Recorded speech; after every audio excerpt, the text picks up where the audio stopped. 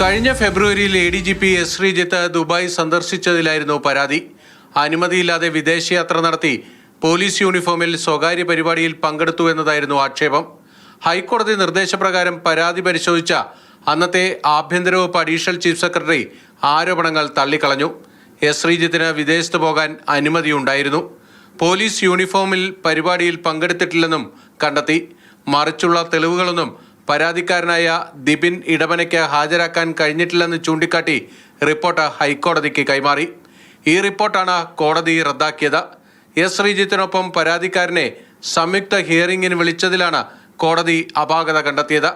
Report തയ്യാറാക്കിയ നടപടിയിൽ ഇപ്പോഴത്തെ ചീഫ് സെക്രട്ടറി ബിശ്വനാഥ് സിൻഹയെ കോടതി പേരെടുത്ത് വിമർശിക്കുകയും ചെയ്തു. S. ശ്രീജിത്തിനെ ഒഴിവാക്കി പരാതിക്കാരനെ തനിച്ച് ഹിയറിംഗിന് വിളിച്ച് 3 ആഴ്ചയ്ക്കകം റിപ്പോർട്ട് നൽകാൻ വിജിലൻസ് വകുപ്പിന്റെ ചുമതലയുള്ള അഡീഷണൽ ചീഫ് സെക്രട്ടറിക്ക് കോടതി നിർദ്ദേശം നൽകിയിരിക്കുകയാണ്. ഇതോടൊപ്പം വിജിലൻസ് ഡയറക്ടർ നൽകിയ റിപ്പോർട്ടിലും 3 ആഴ്ചയ്ക്കകം തീരുമാനമെടുത്ത് അറിയിക്കാനും ഹൈക്കോടതി അഡീഷണൽ ചീഫ് സെക്രട്ടറിക്ക് നിർദ്ദേശം നൽകിയിട്ടുണ്ട്. കഴിഞ്ഞ ഫെബ്രുവരി 1 മുതൽ 3 വരെയാണ് ADGP S. ശ്രീജിത്ത് ദുബായ് സന്ദർശിച്ചത്.